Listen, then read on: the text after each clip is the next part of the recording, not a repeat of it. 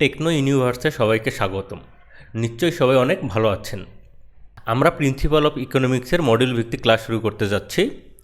এরই প্রেক্ষিতে আজকে আমরা প্রিন্সিপাল অফ ইকোনমিক্সের মডিউল বি এর কিছু টপিকস কভার করব। বাকি টপিকসগুলো ধারাবাহিকভাবে পরবর্তী ক্লাসগুলোতে আলোচনা করা হবে। আসুন আমরা আজকের ক্লাস শুরু করি। প্রিন্সিপাল অফ ইকোনমিক্সের মডিউল বিতে বেসিক্স অফ মাইক্রো ইকোনমিক্স নিয়ে আলোচনা করা হয়েছে। এখন আমরা দেখব আমাদের আজকের আলোচ্য বিষয় কী কী। শুরুতেই আমরা দেখব বেসিক্স অফ মাইক্রো ইকোনমিক্সে ব্যবহৃত যে বেসিক যে টার্মগুলো আছে সে সম্পর্কে আমরা জানব। আমরা আরও জানব ডিমান্ড কী, কোন কোন ফ্যাক্টরগুলো ডিমান্ডের উপর প্রভাব ফেলতে পারে। এরপর আমরা জানব ল অফ ডিমান্ডে কী বলা হয়েছে, ডিমান্ড কার্ভ কী, মার্কেট ডিমান্ড কী, কোন কোন ফ্যাক্টরগুলো চেঞ্জ হলে ডিমান্ড চেঞ্জ হয়ে যায়, এবং movement along a demand curve, এই সম্পর্কে আমরা আজকের ক্লাসে জানব। এখন আমরা দেখব মার্কেট কী। A market is a group of buyers and sellers of a particular good and services.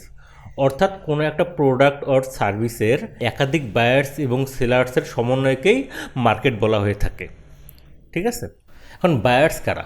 Buyers হচ্ছে তারাই যারা মার্কেটে এসে কোনো একটা প্রোডাক্ট ক্রয় করার ইচ্ছা পোষণ করে এবং সেটার মূল্য পরিশোধ করে থাকে। এখানে কি বলেছে দেখেন, buyers as a group determine the demand for the product. ঠিক আছে, আর কোনো একটা প্রোডাক্ট আর সার্ভিসের যে ডিমান্ড সেটি বায়ার্স আর কনজিউমার্স যারা আছে তারাই নির্ধারণ করে থাকেন।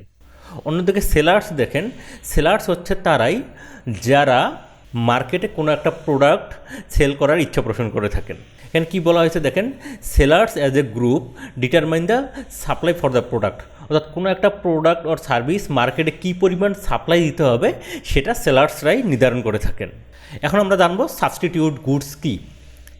And substitute goods are similar product that a consumer may use for the same purpose. ঠিক আছে, অর্থাৎ কোনো একটা প্রোডাক্ট এর উপযোগিতা যখন অন্য একটা প্রোডাক্ট দ্বারা ফুলফিল করা যায় তখন তাদেরকে সাবস্টিটিউট গুড বলা হয়ে থাকে। যেমন আমরা এখানে এক্সাম্পল দেখি কি বলা হয়েছে, কোকাকোলা এবং 7 আপ দুইটাই এনার্জি ড্রিঙ্ক। ঠিক আছে, আমরা যখন দেখা যাবে যে কোকাকোলার দাম বেড়ে গেছে আমরা তখন সেটার পরিবর্তে 7 আপ দিয়ে সেটার উপযোগিতা ফুলফিল করতে পারি।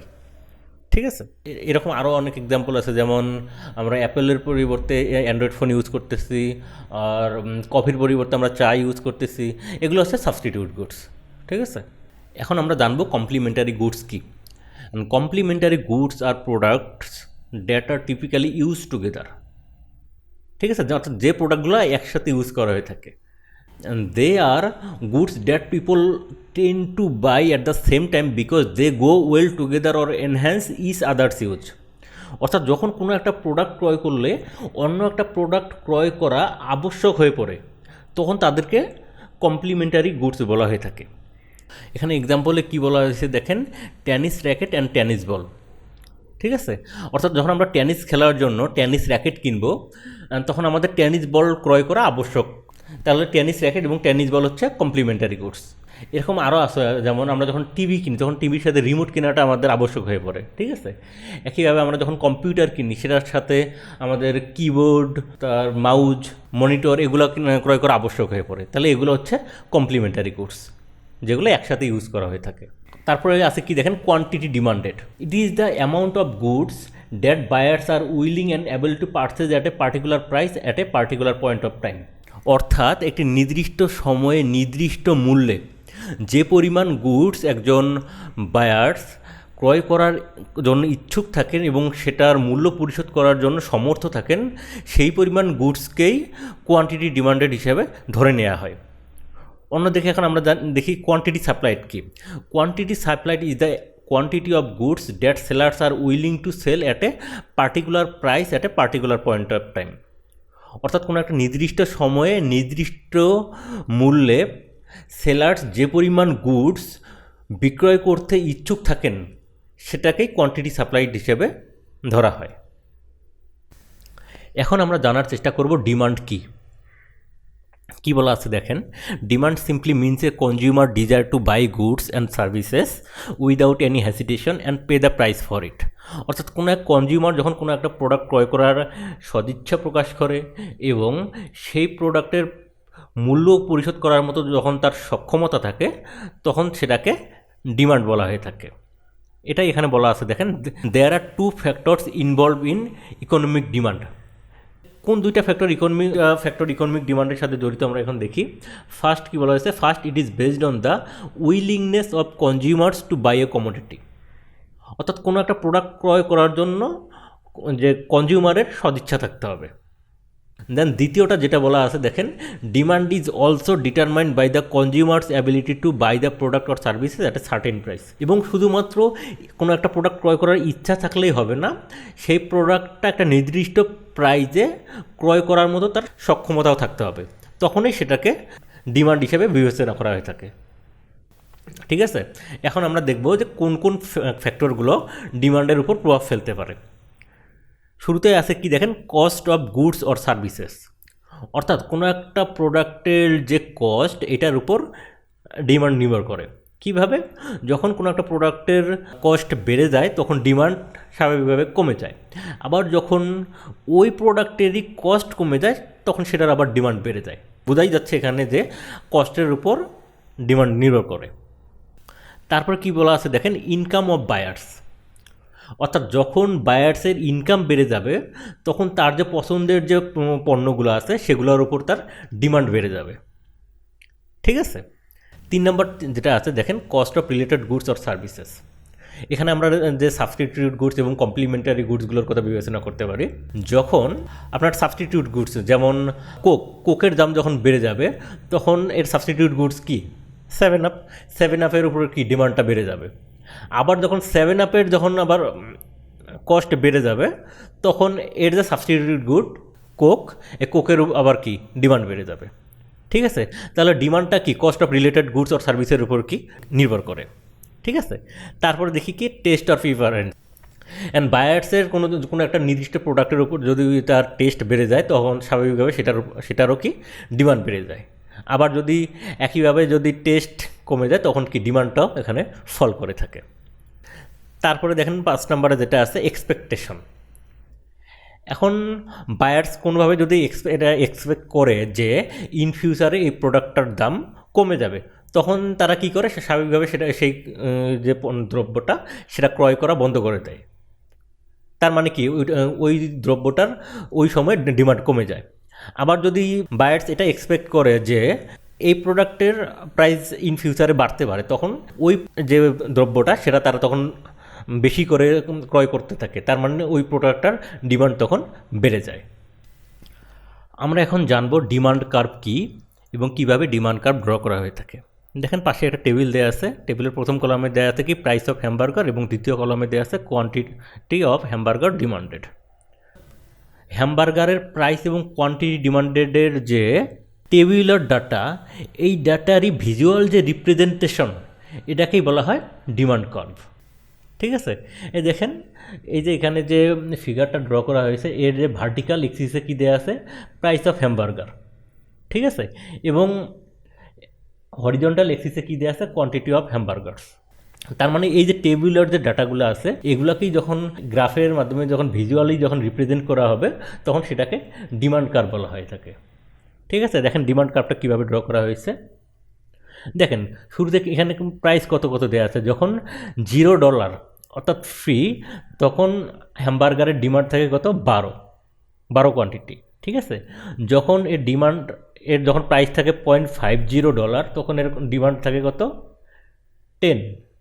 আর যখন হ্যামবার্গারের প্রাইস কি $1 তখন 8, যখন $1.5 তখন 6, যখন $2 তখন 4, কোয়ান্টিটি ডিমান্ড কমে যাচ্ছে। যখন 2.5 অর্থাৎ প্রাইস যখন বেড়ে যাচ্ছে 2.5 তখন কোয়ান্টিটি ডিমান্ডেড কত, 2। আর যখন 3, প্রত্যেক ইউনিটের প্রাইস যখন 3 তখন কোয়ান্টিটি কত, 0, তখন আর কেউ হ্যামবার্গার কিনতেছে না। ঠিক আছে, অ্যান্ড এইটাকেই আমরা যদি ভিজুয়ালি যদি রিপ্রেজেন্ট করি, দেখেন হরিজন্টাল এক্সিস বরাবর এখানে কি দেওয়া আছে কোয়ান্টিটি অফ হ্যামবার্গার্স এবং ভার্টিক্যাল এক্সিসে প্রাইস অফ হ্যামবার্গার্স। দেন অর্থাৎ যখন প্রাইস 0 তখন 12 কোয়ান্টিটি ডিমান্ড করে থাকে। ঠিক আছে, তাহলে আমরা এই পয়েন্টটা পেয়ে গেলাম। যখন প্রাইস $0.50 তখন কোয়ান্টিটি কত ডিমান্ড করে, 10। ঠিক আছে, এই দেখেন যখন প্রাইস কত 0.50 তখন কোয়ান্টিটি ডিমান্ড করে কত 10, তাহলে এখানে আরেকটা পয়েন্ট পেয়ে গেলাম এখানে, ঠিক আছে। একইভাবে যখন প্রাইস কত $1 তখন কোয়ান্টিটি ডিমান্ডেড কত 8, যখন প্রাইস $1 তখন কোয়ান্টিটি ডিমান্ড কত 8, এখানে আরেকটা পয়েন্ট পাওয়া গেলো, ঠিক আছে।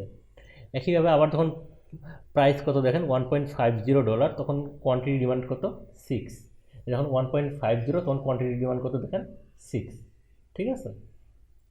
যখন আবার প্রাইস কত 2 তখন কোয়ান্টিটি ডিমান্ড কত 4, যখন প্রাইস 2 তখন কোয়ান্টিটি ডিমান্ড কত দেখেন 4, ঠিক আছে। যখন আবার প্রাইস 2.50 তখন কোয়ান্টিটি ডিমান্ড কত দেখেন 2, আর যখন প্রাইস কত $3 তখন কোয়ান্টিটি ডিমান্ড কত দেখেন, যখন 3 তখন কোয়ান্টিটি ডিমান্ড কত 0।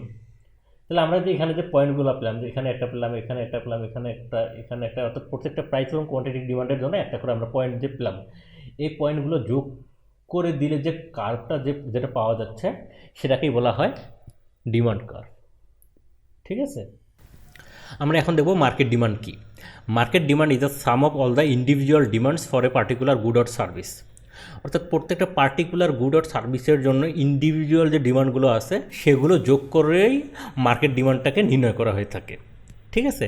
দেখেন এখানে আমরা দুইজন ব্যক্তির ইন্ডিভিজুয়াল যে ডিমান্ড আছে সেটা দেখব, তারপরে আমরা এই দুটা থেকে মার্কেট ডিমান্ডটা ক্যালকুলেট করব, ঠিক আছে। দেখেন যখন হ্যামবার্গারের প্রাইস 0 অর্থাৎ ফ্রি তখন পার্সন 1 ডিমান্ড করে 12টি, অন্যদিকে দেখেন পার্সন 2 ডিমান্ড করে 60টি। আবার যখন $0.50 তখন পার্সন 1 ডিমান্ড করে 10টি, অন্যদিকে পার্সন 2 ডিমান্ড করে 6টি, ঠিক আছে। একইভাবে যখন দেখেন যখন $1.50 পার্সন 1 দাবি করতেছে ডিমান্ড করতেছে 6টি, অন্যদিকে পার্সন 2 ডিমান্ড করতেছে 4টি। আবার পার্সন 1 যখন $2 তখন যখন পার্সন 1 ডিমান্ড করতেছে 4টি, তখন পার্সন 2 ডিমান্ড করতেছে 3টি। আবার যখন $2.50 তখন পার্সন 1 ডিমান্ড করতেছে 2টি, পার্সন 2 দাবি করতেছে 2টি। যখন $3, হ্যাঁ, তখন পার্সন 1ও কোনো ডিমান্ড করতেছে না, পার্সন 2ও কোনো ডিমান্ড করতেছে না, অর্থাৎ দুইটাই 0, ঠিক আছে। এখন আমরা এই দুইটা পার্সন 1 এবং পার্সন 2 যে ইন্ডিভিজুয়াল ডিমান্ড, এখান থেকে আমরা মার্কেট ডিমান্ড ক্যালকুলেট করব। দেখেন এটা হচ্ছে পার্সন 1-এর যে ডিমান্ড কার্ভ, এটা হচ্ছে পার্সন 2-র যে ডিমান্ড কার্ভ সেটা দেওয়া আছে এখানে। এখন দেখেন আমরা কীভাবে মার্কেট ডিমান্ড ক্যালকুলেট করব। দেখেন যখন হ্যামবার্গারের প্রাইস কত $0 তখন পার্সন 1 কয়টা ডিমান্ড করছে 12টি, এবং পার্সন কয়টা ডিমান্ড করছে 7টি, ঠিক আছে। তাইলে মার্কেট ডিমান্ড কত হবে দেখেন, এই 12টি যোগ 7টি, অর্থাৎ যখন হ্যামবার্গারের প্রাইস 0 তখন মার্কেট ডিমান্ড কত 19, ঠিক আছে। আবার যখন $0.50 ক্ষেত্রে আমরা দেখি, যখন পার্সন 1 ডিমান্ড করে 10টি এবং পার্সন 2 ডিমান্ড করে কয়টি 6টি, ঠিক আছে। তাহলে 10টি যোগ 6টি, তাহলে মার্কেট ডিমান্ড কত দেখেন 16টি $0.50। আর দেখেন $1 ক্ষেত্রে পার্সন 1 ডিমান্ড করতেছে 8টি, পার্সন 2 ডিমান্ড করতেছে 5টি, তাহলে 5টি যোগ 8টি কয়টি 13টি, তাহলে মার্কেট ডিমান্ড দেখেন $1 মার্কেট ডিমান্ড হচ্ছে 13। দেখেন $1.50 পার্সন 1 ডিমান্ড করতেছে কয়টা দেখেন 6টা, এবং পার্সন 2 ডিমান্ড করতেছে 4টা, 6টা যোগ 4টা 10টা, তাহলে মার্কেট ডিমান্ড কত দেখেন $1.50 মার্কেট ডিমান্ড হচ্ছে 10। তারপরে দেখেন $2 পার্সন 1 ডিমান্ড করতেছে 4টি এবং পার্সন 2 ডিমান্ড করতেছে কয়টি 3টি, তাহলে $2 মার্কেট ডিমান্ড কত 7, ঠিক আছে। দেখেন আবার $2.50 দেখেন পার্সন 1 ডিমান্ড করতেছে 2টি আর পার্সন 2 ডিমান্ড করতেছে 2টি, অর্থাৎ 4টি, অর্থাৎ $2.50 মার্কেট ডিমান্ড কত দেখেন 4টি, ঠিক আছে। যখন হ্যামবার্গারের প্রাইস কত দেখেন $3 তখন পার্সন 1 ডিমান্ড করতেছে 0 এবং পার্সন 2 ডিমান্ড করতেছে 0, তার মানে কত যখন $3 হ্যামবার্গারের প্রাইস তখন মার্কেট ডিমান্ড কত দেখেন 0, ঠিক আছে। তাহলে এই যতগুলো আমরা পয়েন্ট পেলাম সবগুলো যোগ করে দিলে এখানে আমরা মার্কেট ডিমান্ডের জন্য এখানে আমরা ডিমান্ড যে কার্ভ সেটা পেয়ে যাব। তাহলে আমরা দেখলাম যে কীভাবে ইন্ডিভিজুয়াল ডিমান্ড থেকে মার্কেট ডিমান্ড ক্যালকুলেট করতে হয়। এখন আমরা দেখব ল অফ ডিমান্ডে কী বলা আছে। দেখেন ল অফ ডিমান্ডে কী বলেছে, the law of demand states that as price increases consumer purchase less of the specific commodity and if the price decreases of that commodity then consumer purchase more. ঠিক আছে, অর্থাৎ যখন কোনো একটা প্রোডাক্টের প্রাইস বেড়ে যাবে তখন কনজিউমার ওই প্রোডাক্টটা কম করে ক্রয় করে, অর্থাৎ কি ওই প্রোডাক্টটার ডিমান্ড কমে যায়। অন্যদিকে যখন ওই প্রোডাক্টেরই প্রাইস কমে যায় তখন কনজিউমার ওটাকে আরও বেশি ক্রয় করে, তার মানে কি ওই প্রোডাক্টটার তখন ডিমান্ড বেড়ে যায়। এটাকে আমরা এখন দেখেন ফিগারের মাধ্যমে দেখি। কোনো একটা নির্দিষ্ট সময়ে কোনো একটা প্রোডাক্টের প্রাইস P2, তাহলে ওই সময়ে ওই প্রোডাক্টটার কোয়ান্টিটি ডিমান্ডেড কত Q2।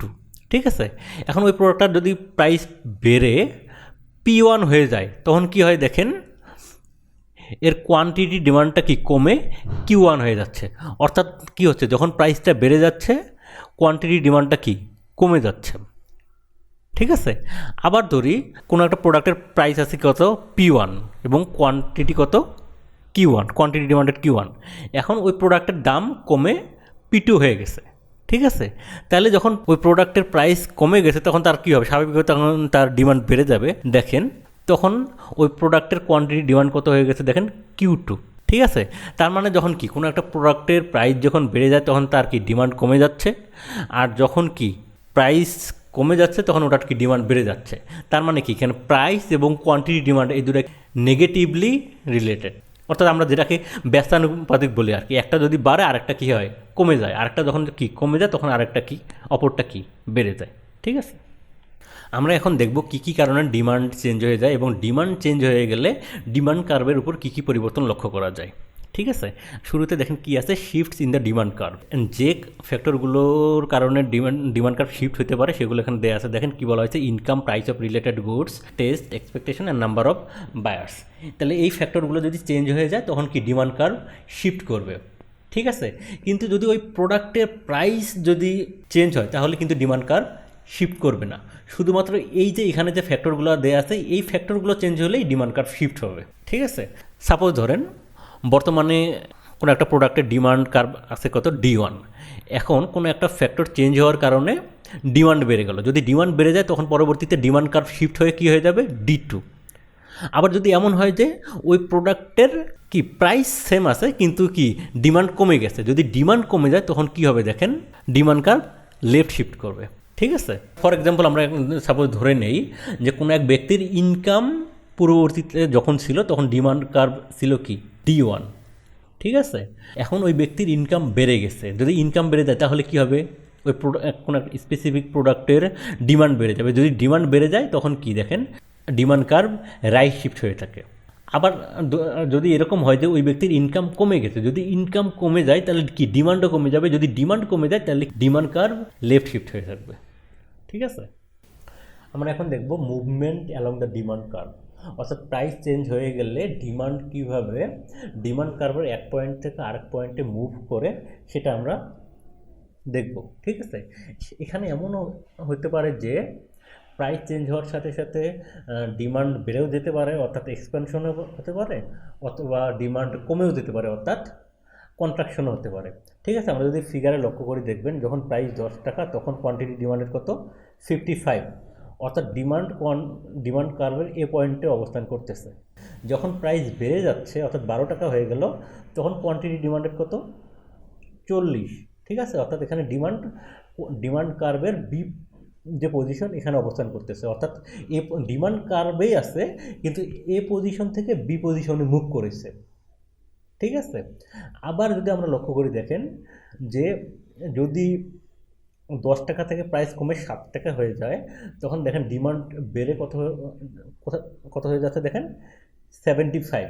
এক্ষেত্রে দেখেন ডিমান্ড এ পয়েন্ট থেকে মুভ করে সি পয়েন্টে চলে আসতেছে।